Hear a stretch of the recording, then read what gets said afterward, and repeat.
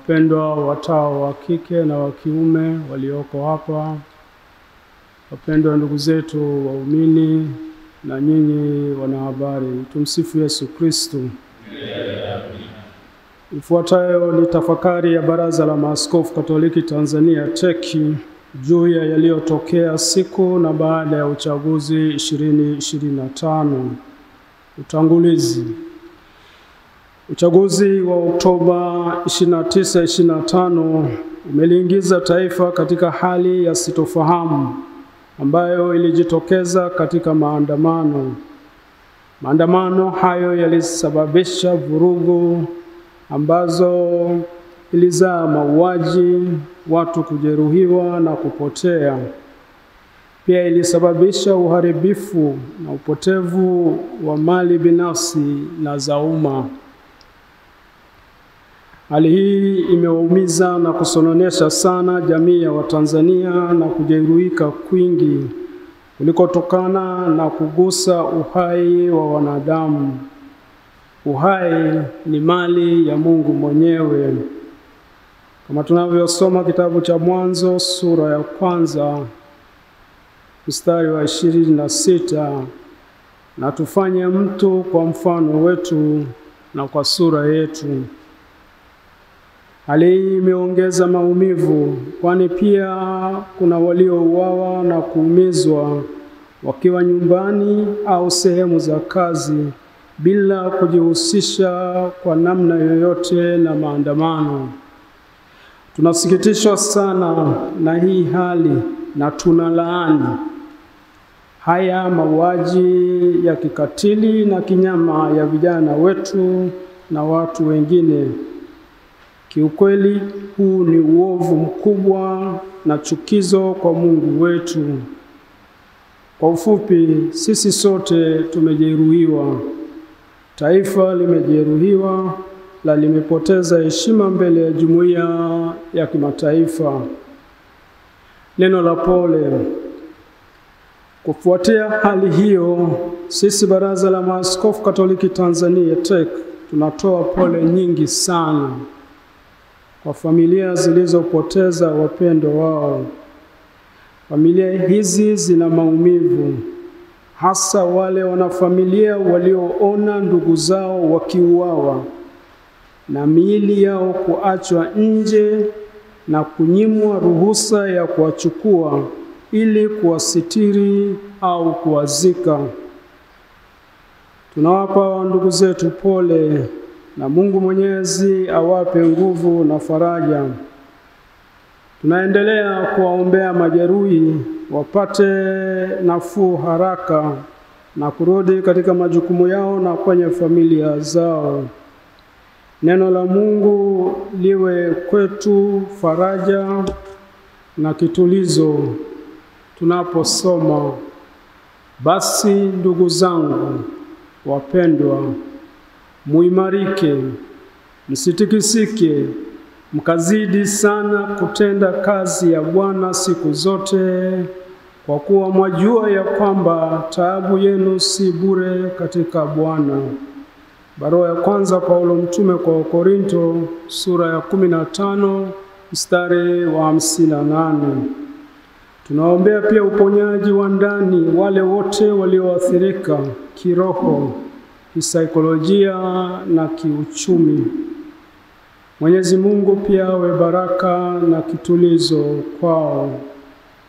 Mwisho, tunaendelea kuzikabidhi roho za marehemu wote waliouawa katika vurugu hizi, wapate rehema kwa Mungu, wapumzike kwa amani. Raha ya milele uwape, Bwana. Wapumzike kwa amani. Baraza la Maaskofu Katoliki Tanzania limetafakari na kufuatilia kwa ukaribu hali halisi ya nchi yetu, yaani kabla, wakati na baada ya uchaguzi. Naona taifa limegubikwa na manunguniko na kutokuridhika, jambo ambalo limetugawa Watanzania ambao tulisifiwa kuwa kisiwa cha amani na utulivu. Hali hii haijengi taifa letu. Hivyo basi zinahitajika juhudi za makusudi katika kulileta taifa pamoja na kuponya maumivu yaliyo katika familia zilizopoteza wapendwa wao na sisi sote. Baada ya kusema hayo, tunapenda kuwashirikisha yafuatayo. La kwanza, kila maandamano si uhalifu. Kuandamana ni haki ya raia kama njia ya kufikisha ujumbe au malalamiko. Ikiwa njia ya mazungumzo imeshindikana, cha msingi yawe maandamano ya amani. Katiba ya Jamhuri ya Muungano wa Tanzania, na nukuu, inatambua haki ya kufanya maandamano ya amani, mwisho wa nukuu. Rejea ibara ya 20 na ibara ndogo ya kwanza. Inasikitisha kuona kuwa waandamanaji waliojitokeza siku ya uchaguzi wote waliwekwa katika mwavuli wa uhalifu. Adhabu ya mwandamanaji sio kuuawa. Katika tafakari yetu tunafikiri kati ya mengine mengi mambo yafuatayo yalisababisha maandamano. Kwanza, usalama.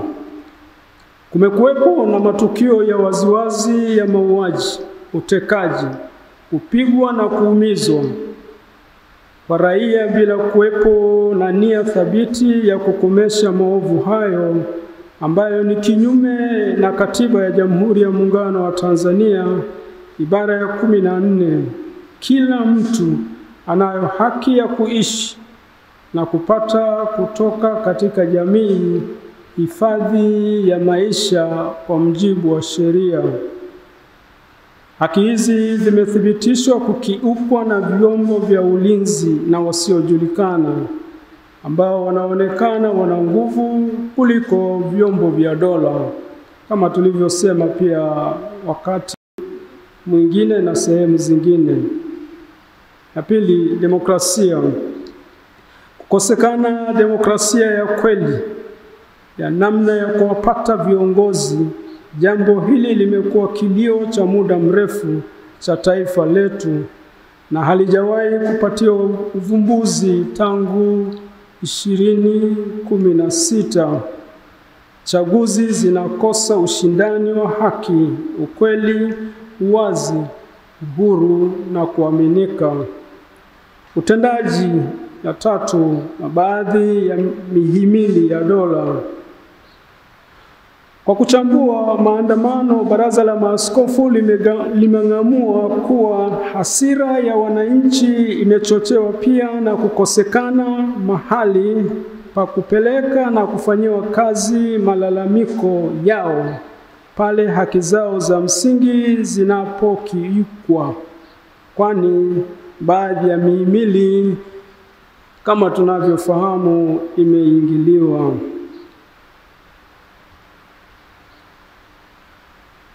Matumizi ya nguvu kupita kiasi. Vifo vilivyotokea vimeonyesha wazi kuwa vyombo vya usalama vimeshindwa kudhibiti maandamano kwa weledi, kwani walitumia silaha za moto. Hii ni kinyume cha utaratibu msingi wa Baraza la Umoja wa Mataifa katika kutumia nguvu na silaha za moto ya mwaka 1990 ambazo zinashauri kwamba silaha za moto zitumike tu kama hakuna njia mbadala ya kulinda maisha. Hata katika vita huwezi kutumia kila aina ya silaha. Maandamano si vita, lakini zimetumika silaha zinazotumika katika vita. Askari waliua ndugu zetu wasio na silaha holela na kwa ukatili mkubwa kama wanyama. Kitu kinachotufanya tujiulize, binadamu mwenye akili timamu anawezaje kufanya vitendo kama hivyo? Huduma za kitabibu.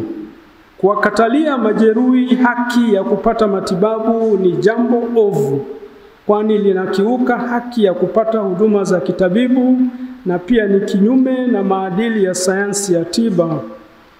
Lengo la tiba ni kutunza uhai, ambayo ni zawadi kutoka kwa Mungu na ni haki za kila binadamu.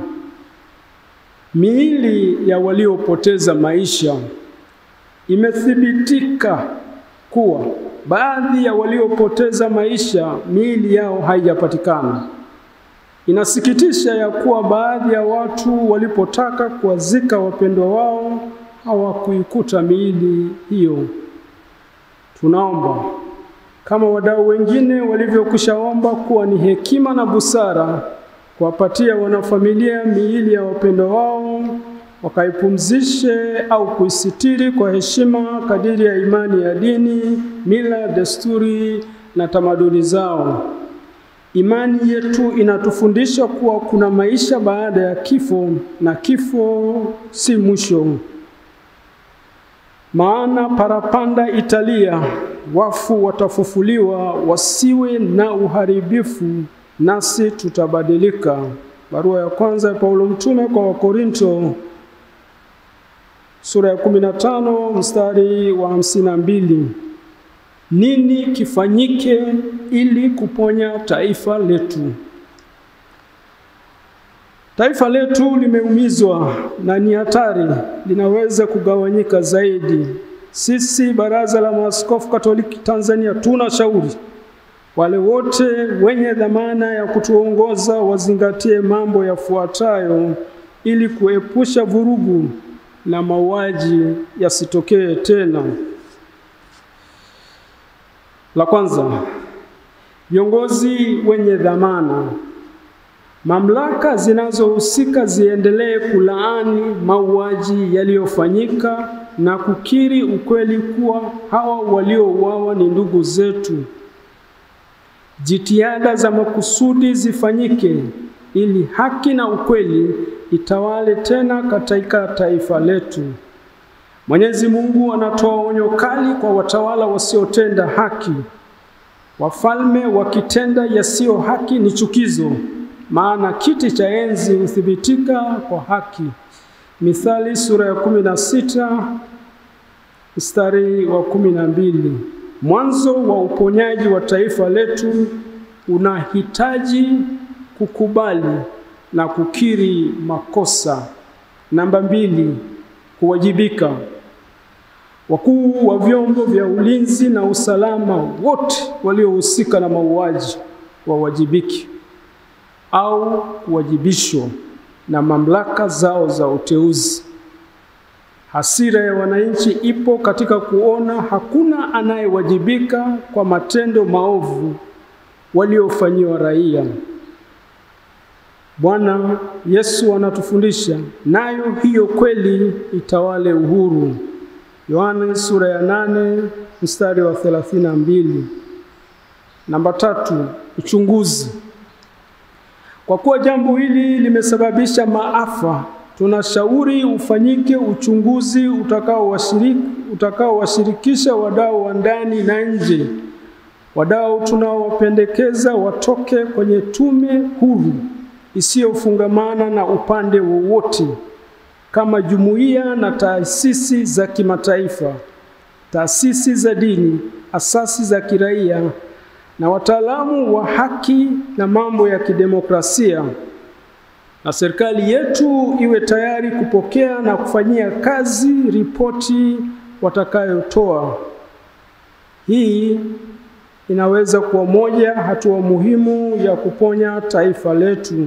Namba 4, maisha ya uadilifu na uwazi ya viongozi. Tunahimiza viongozi wenye dhamana ya kutuongoza waishi maisha ya uadilifu, uwazi, ukweli na uwajibikaji ili kujenga misingi ya kuaminiana. Namba 5, waliokamatwa. Wale wote waliokamatwa kwa hila kabla, wakati wa uchaguzi, hata baada, na kuwekwa mahabusu au pasipojulikana, waachiwe huru na bila ya masharti yoyote. Namba 6, katiba mpya na utawala wa sheria. Katiba mpya na utawala wa sheria vimekuwa kilio cha muda mrefu hapa nchini.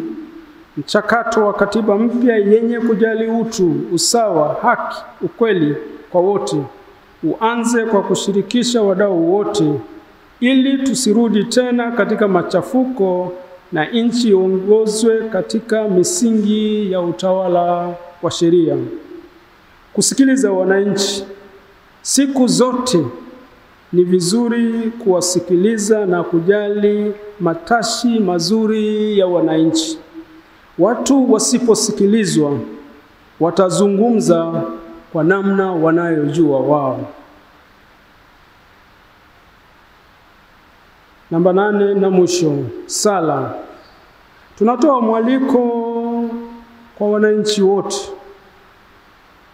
wa taifa la Tanzania kuendelea kusali na kuyaweka haya yote mikononi mwa Mungu.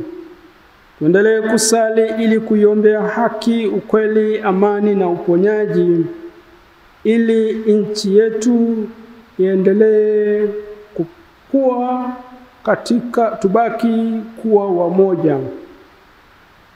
Waliofiwa wapate tulizo, walioumizwa wapone na kurudi katika maisha ya kawaida na kwa ndugu zao. Nasi tuombe ili kujenga umoja wa kitaifa kama Yesu anavyotukumbusha, ili wawe na umoja kama sisi tulivyo wamoja. Yohane sura ya 17 mstari wa 22. Hitimisho. Tukumbuke kwamba risasi hazikuwahi kunyamazisha watu, kwani vifo huhamasisha vifo zaidi. Wenye dhamana ya kutuongoza watumie hekima na kutafuta muda wa kusikiliza, ili tuwe na mwanzo mpya. Raia wawe na uhakika wa uhai na usalama wao, ili kurejesha sura nzuri ya nchi yetu. Tunazidi kuwaombea majeruhi na wagonjwa wapone, na marehemu wapate tuzo la milele. Raha ya milele uwape, Bwana. Wapumzike kwa amani. Tafakari hii ni tunda la sala na mkutano wa Baraza la Maaskofu Katoliki Tanzania wa Novemba 11 mpaka 14, 2025. Mungu ibariki Tanzania. Mungu atubariki sote. Amina. Bikira Maria, mkingi wa dhambi ya asili na mlinzi wa taifa letu. Ni sisi maaskofu wenu Kurasini, Dar es Salaam, Novemba 15, 2025. Asanteni.